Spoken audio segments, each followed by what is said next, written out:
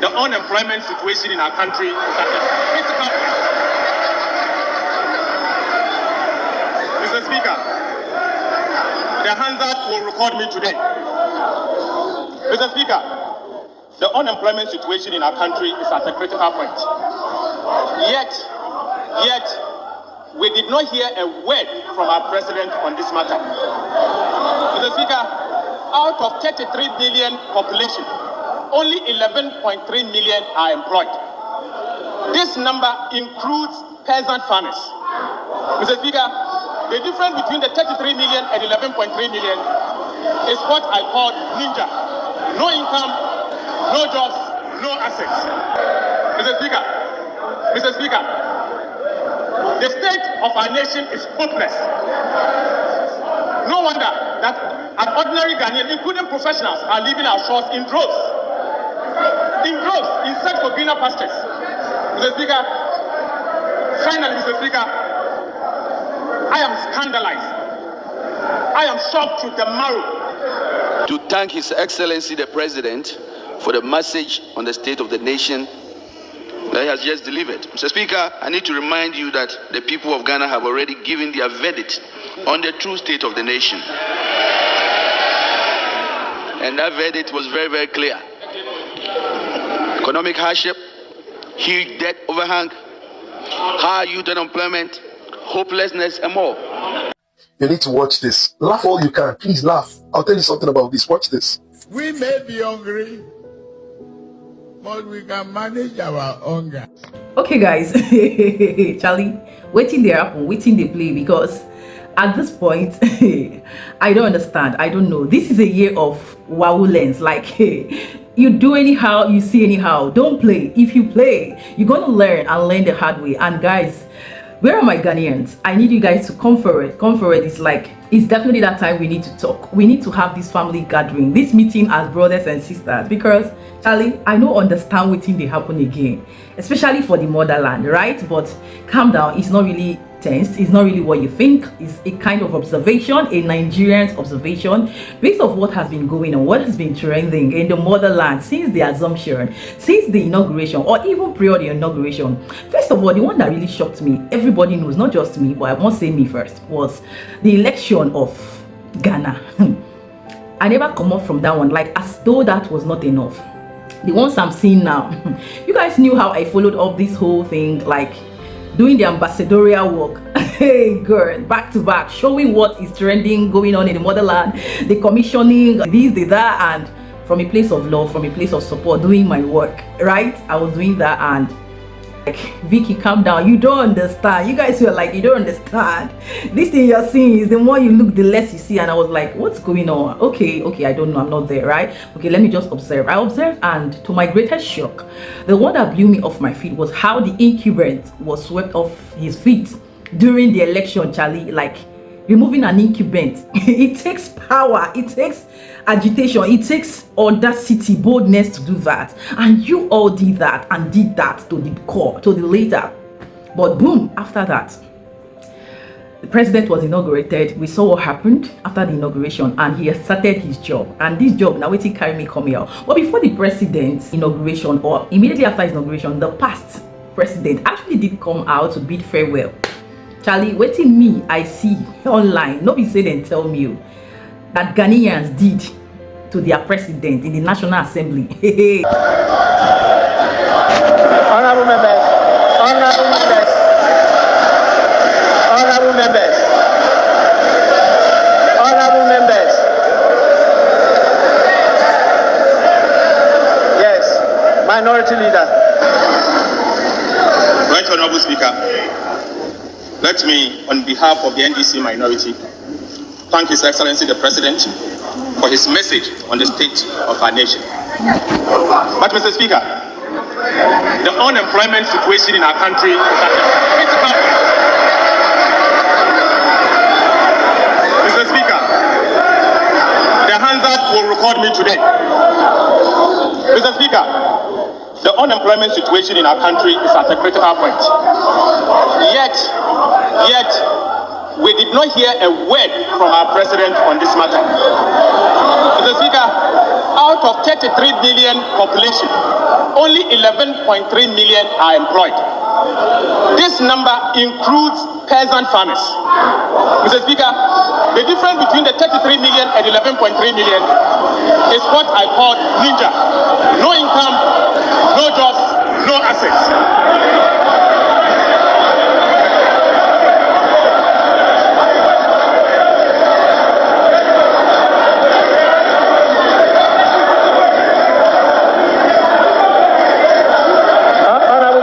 Honorable members,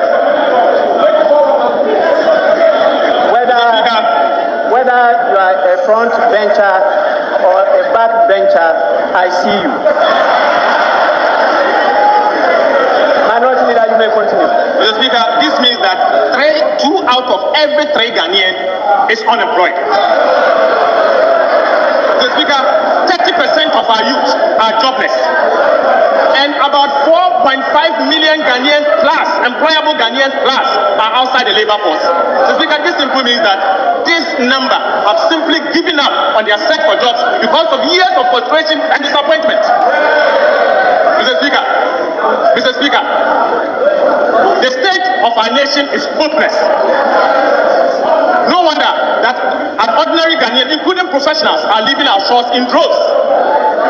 In search for greener pastures. Mr. Speaker, finally, Mr. Speaker, I am scandalized. I am shocked to the marrow to have noticed that our president, following the recent ministerial reshuffle, has increased the size of his government. Mr. Speaker, today we have a Minister of Finance Domestic and Minister of Finance International.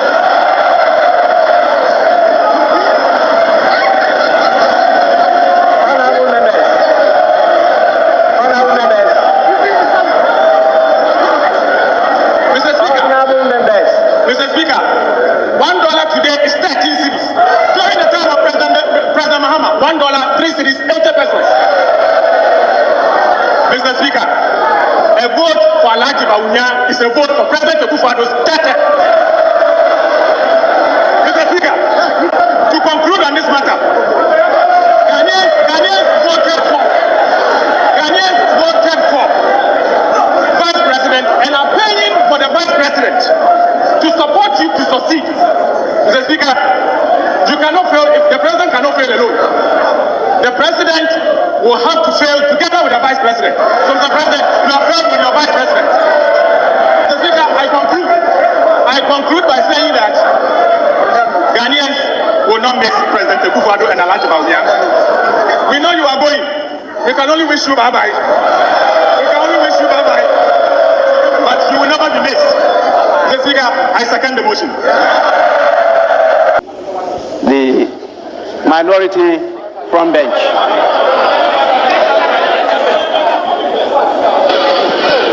Thank you, Right Honourable Speaker. Honourable Speaker, I'm grateful for the opportunity to thank His Excellency the President for the message on the state of the nation that he has just delivered. Mr. Speaker, I need to remind you that the people of Ghana have already given their verdict on the true state of the nation. And that verdict was very, very clear. Economic hardship, huge debt overhang, high youth unemployment, hopelessness, and more. And we are thanking him for this. We have come to the end of the road for what has been undoubtedly the worst government under the Fourth Republic.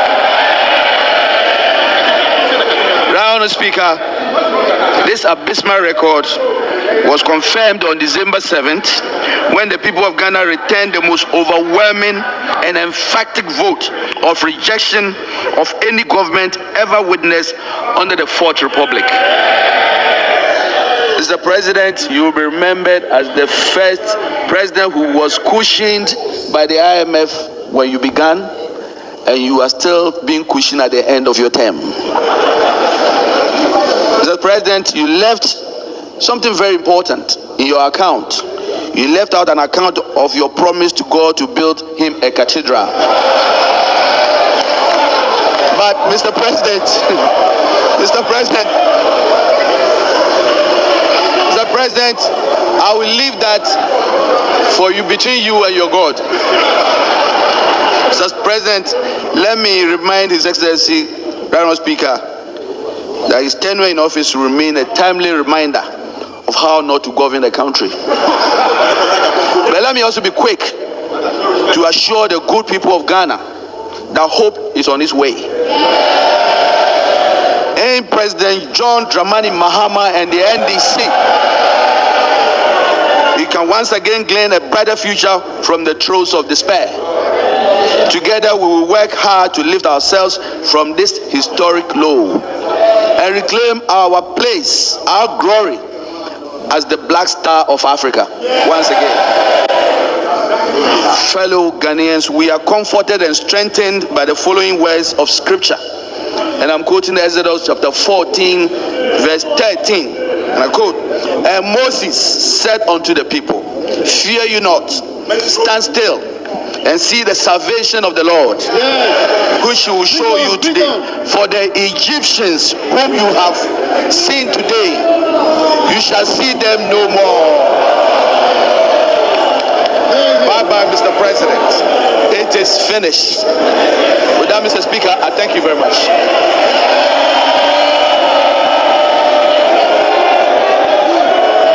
Like, in fact, I'm still dreaming. Somebody should wake me. Like, a president sitting there, like, in the midst of other members, was being backlashed, like, was being talked to that way.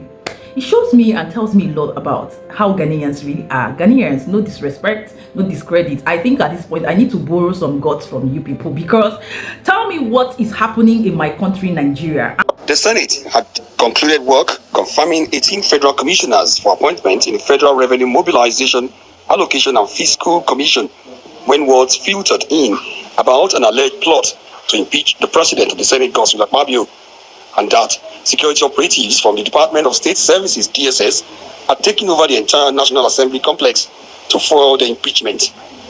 It didn't take time for words about the alleged impeachment plot to reach the ears of Akpabio. It's either they use AI to inject something to turn it around in order to drive traffic. I understand that they are being paid by YouTube if they have a lot of traffic. So whoever brought out this fake news must be getting a lot of payment because of the traffic going on. But I hope the public is aware that this is total fake news and that the chamber is very stable and the issue of impeachment does not come in. An online news platform is linked to the reported impeachment, alleging that some northern senators who are displeased with President Bola Tinubu are behind the alleged impeachment plot. Even when Akpabio looked unruffled, while also dismissing the impeachment scare, he later mandated the Committee on Special Duties to immediately open a thorough investigation into the matter. Kaka, please investigate and report back to us as soon as practicable. As the Senate President pleases, I will do the needful and report back, sir. All right. Thank you. Addressing journalists in a swift reaction, Chairman of the Northern Senators Forum, Abdulaziz Yardua, dismissed the impeachment allegation, passing vote of confidence on Akpabio. Spokesman of the Senate, Yemi Adaramodu, in a quick response, also denied the impeachment plot, saying the Senate is firmly united and rock solid behind Akpabio as president. I think we are here to assure Nigerians that they should do away with such rumors, and I think we should most importantly concentrate on the issues that affect our nation, rather than spreading unfounded rumors regarding such issues as it affects the Senate. I just want to reiterate this afternoon that the Senate is solid at the rock of Gibraltar behind the leadership of Senator Godswill Akpabio, and the Senate is seriously and vehemently immovable that we are not contemplating changing the leadership. Akpabio currently serves as the 15th president of the Senate. The latest is the second of such impeachment scare in his 1 year and 5. We may be hungry, but we can manage our hunger. Most pressing problem of poverty, youth unemployment, instability, insurgency, and many other problems hampering our desired progress. Oh God. We may be hungry, My brother is laughing. but we can manage our hunger. The guy he's been crying out of laughter. Now let me tell you people something. And this is a message to Nigerians. I don't have anything against the president of Nigeria. I don't. In fact, this man is the most befitting. He is the most befitting personality that represents what Nigerians as a people is. You know, a number of people look at him and they're like, Jesus Christ, how low can this man be in reasoning? But let me tell you something. If you interact with an average Nigerian that is into Nigeria, these things wouldn't shock you. I'm telling you, it would never, ever shock you. I'm telling you people the truth. Because the truth is that when most Nigerians begin to talk, you keep wondering whether these people are sane enough. The reasoning of an average Nigerian feels like this person needs to go to the psychiatric hospital. Their ideologies, the way they look at life, their terminologies, their definitions, you will see that these people just are outrightly shameless. Now look at the Nigerian president is being looked as a shameless person. No, this man is the most befitting representative of what an average Nigerian is. The way Nigerians think, that is exactly how this man is. You know, in Nigeria, it is said that once you have money, once you make money, everything you say is seen as a smart speech. That is why even in Nigeria, you just see someone that clearly should be in the hospital based on mental problems, based on deformity, mental deformity problems. And Nigerians will just be hallowing that person. Nigerians will just be recognizing and acknowledging that person because that person has money. So I don't know. I cannot tell so simply why Nigerians should feel bad on this. I cannot tell why. I cannot tell why. Nigerians shouldn't feel bad about these things. I'm telling you the truth. They shouldn't. You know the funny thing? While other people are laughing, I'm not. Do you know the serious thing? This man, who is the Nigerian president, is the best fitting representative of the average mentality of a Nigerian. What did I say? I used to feel bad that P2B did not win. But I'm actually grateful to God that he did not win. Because if P2B had won, the man would be giving the world a false impression of how Nigerians truly are. He'll be making the world think Nigerians are good people. Because once you're president, the man that represents you people always represents in a positive way. The masses would automatically be taught to be positive, to be honest, to be honorable. Do you understand this? But this man is that it proves to us that you cannot have what you don't give. You cannot give what you don't have. The way you make your bed, that's what you cannot give what you don't have. Whatever you give is what you have. I said to people that it would have been an anomaly, it would have been an uncanny deed for if P2B had won in Nigeria. Because what system had Nigerians built as a people? What mentality has Nigerians built? What mentality does Nigerians harbor as a people that would give room for a person like P2B to lead Nigeria? It's not possible. It can't be. It's not by voting. It's by mentality. Men are installed by the mentality of their masses. The people that rule a people are a perfect representation of the people's mentality. That's why if you think I'm joking, you see what this man said. A number of Nigerians will say that this man is shameless. But let's come to look at it. South Africans, the Nigerians in your country, do they have shame? Ghanaians, the Nigerians in your country, do they have shame? We don't have shame. Nigerians don't have shame. They'll be doing all manner of illegalities, all manner of criminalities. No shame. Nigerians are in a level. I'm shocked that they will open their mouth to castigate this our president. Why would you castigate him? Why would you castigate him? He is the person that best fits the way we think. Simple. Period. Thank God. Tell me why it's not like this in my country, Nigeria. Because if Nigerians at the national level, like that Aso, that place they are sitting, our leaders could sit down, look in the eyes of the president, the other house members could just sit down, Senate, House of Reps, Senate, at least there are 1 or 3 or 20 persons like this kind of that I have seen in the motherland Ghana can sit down and do this in Nigeria. Do you think that Nigeria will be where it is? Do you think that the president will even have that breathing space to survive till this time? And do you think that corruption in a nutshell would really linger in my country, Nigeria, up to date? You see, why I'm saying this thing is not because I'm trying to stir or agitate any notion in the negative, right? But I'm trying to learn so many things from the motherland, how they act, how they behave as citizens, as leaders, as politicians, and relate with what is going on in my country as a Nigerian. Connect the dots and the lines and see if at the end of the day, if it is like this in Nigeria, if Nigeria will not be better. Like in the Senate, you see that everybody in Nigeria is the same voice, the same character, the same attitude. Now tell me, who is to correct who? But when you look at the motherland Ghana, you will see that, Charlie, there are people who no send your papa, they no send your mama. They will look at you, man, in the eyes and tell you to your face that you did not do well here, you did not do well here, you did not do well there. They aren't scared of you, neither. I was shocked. I was like, what? The audacity. Try that in Nigeria.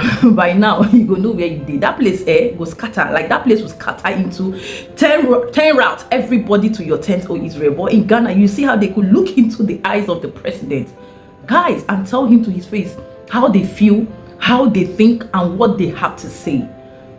And you guys, Farabale, calm down now. Make one of they calm down. Without even minding whether this man will have shock. Like, he can even pass out there. You guys not even send. Like, I beg. I know. I understand what's going on there. I know. Okay? There are some certain areas that at the end of the day, you people would definitely expect that your leaders will fulfill and deliver. And there are some certain things that you all will definitely see and notice that your leader, right? Your president in a nutshell and his cabinet, his team, have not really done well, and it is an accolade and a thing to say, okay, you didn't do well here, and especially in this area and this aspect, it's okay. It's holding your leaders accountable, it's holding them responsible for their actions and inactions, and that is what builds a country. That is what removes and crops out corruption in a nutshell. And that's one thing I've come to understand, that Ghana as a country is a secret to them succeeding. Now, if you trace it to the time of J.J. Rawlings, you will see that in his own military regime, he did a lot that, Charlie, if we for talk him here, they go break, time go. But that man tried in a nutshell, in the actions he took to definitely bring the country Ghana to where it is, or part of what Ghana is today, alongside other leaders. And if you want to depict something from what we are discussing, what we are saying in a nutshell is that the country, Ghana, and their citizens, right, do not harbor corruption. They do not harbor lies. They do not harbor deceit. They do not harbor any form of criminality. And that's one thing that I believe and I think and do see as an observer, right, is part of the reasons why the country Ghana is doing well. Do you also know that some of the pastors, some of the preachers also can stand on the pulpit and call out their leaders? It happens. Like, Ghanaian pastors are something else. And if you look at it in Nigeria, our pastors are politicians. Majority of them, they've been overfed with bribery and corruption. They are part of the problem we are even talking about. When you talk about our politicians, you talk about our pastors who are constantly deceiving members and causing a lot of mayhem and damage in the country Nigeria, as to what it is definitely in other nations, particularly Ghana, right? I am not saying that Ghana is 100% perfect before you come for me, right? But at least if we learn to hold our leaders accountable, hold them by their truth, hold them by their words, and making sure that, are you doing what you said you want to do? Just like Mahama is here and everybody's, expectant, looking up to him. It is left for him now to deliver. And from the steps that I have seen that he's taking is enough to give us a clue where he's headed, by first of all reducing the amount of what cabinet members, right, in the system. First, to curtail expenses, to reduce expenses, to manage the country, to manage the system. These are wise steps, yes, because if there are excesses, it's expected that as a human being, you curtail excesses, you manage, you streamline things to the point that, yes, it can be balanced. Everybody will still be fine, right? The numbers and calibers of people that he has appointed as his team to work with in the cabinet also tells you a lot. Like, there are a lot of expectations in a nutshell that so many people, it is not just Ghanaians that are expecting from Mahama. We as Nigerians who love and cherish the country Ghana, we are also watching, we are also praying, not just watching and expecting the best, but it boils down to our support in a nutshell, right? And that's why when we observe, we talk, people cut across different countries. The Western, they British, the Europeans are watching. A lot of people are watching. So it is definitely a thing for you all to know. Yes, because your actions and inactions at the end of the day as leaders and citizens matters a great deal. And that's where I'm basking on, in my opinion, in my observation and objective, to say that you guys are doing well. You guys are really shocking the whole world. You guys are really proving a point that it is not by noise, it is not by talking. Action speaks louder than words. Yes, your actions are really telling a lot. How you could remove an incumbent, put the man of your choice, speaks volume and really depicts a lot. And regardless, we are not here to condemn people to the barest minimum, but whatever it is what it is. The past has come, the present is here, and I am watching you all on my plasma TV like tomorrow no day, you guys Ghanaians, you will not cease to amaze me. I am really blown away with your actions and inaction. And you see, I really truly respect you people as a people and as a country, and that's what I want, that's what I love, that's what I want my country Nigeria to be. If you leave me, I wish I have a lot of people like me and my colleagues who are, gingering, giving it back to back energy right here in Nigeria. We are fighting very hard. I don't think our politicians will have all these leverages, privileges to be misbehaving and doing all this rubbish. Because tell me, a country that is blessed, we are countries in West Africa, we are blessed with a lot of resources, we are blessed with a lot that if we put our hands on deck, come out clean without any form of criminality, without any form of fraud, without any form of deceit, and do our job as citizens, as leaders, as president, why will our country and our continent not be better? Why? Tell me. It is all these flaws, all these loopholes that is constituting to what is affecting countries in West Africa, especially my country Nigeria. I hold us by the hand, by the neck, and mention it with my full chest. Right now, you look at what is happening in Burkina Faso. We'll get to that. Look out for that, because I am really doing an in-depth research. I'm following up because there are a lot that we are not talking, we are not seeing that is happening. And as West Africans, as Africans, oh my God, we have somebody in that man, President Thiore. That man, we have somebody in him. And I believe that if we can, emulate some of his steps, his actions, his inventions, innovations, his ideas, his courage, I think Africa, not just West Africa, will be the best continent ever. Oh my God, somebody protect that man for me. Somebody keep that man safe. Somebody hide that man. He is covered with the blood of Jesus. Nothing, absolutely nothing will happen to President Thiore. But you see Tinubu, Ghanaians have given me the courage to go down to Asurok. And as a matter of fact, by the time I am done, hey, you all will know that the ambassador one has spoken. Right, guys, this is just, an observation and my thoughts, my opinion about what I'm observing. I am still watching, like I said. Keep up the good work. Keep upholding your country with all manner of integrity, with all manner of dignity, with all manner of love and respect, holding your leaders accountable. It hits so bad. It hits. But regardless, we still appreciate the outgoing leaders for what they have done so far, or what they have actually done. Let it be the ones they have not done. That's my own. No, that is it. And yes, what are your thoughts, your opinion? Because Charlie, I know say a lot is happening. Let me know, what do you think, and what are your expectations from the current leaders? What are you believing and trusting God to do through his journey and his mission as the new president, right? Let me know all this in the comment section. Let's have this conversation as matured minds, adult. I don't think I have under 18, so I have majority of you as men. You see, this is my Ghanaians, and they blow my head. I see, I don't know, I'm always forced to say I love each and every one of you to bits, to pieces. Like the love I have for you people.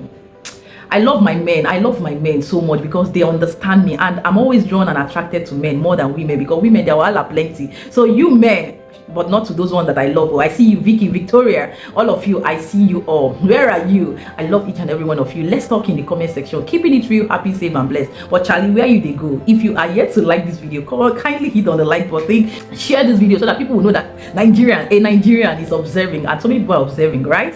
Keep the good work, and at this point, like, share, subscribe, comment below, all those good stuff. Keeping it real, happy, safe, and blessed. Coming from the stable of the ambassador one. Ambassador is son of the motherland Ghana, whether they like it or they don't like it. Yes, exactly, guys. Till I see you in my next one. But for now, this is me, your one and only, signing out. Peace out.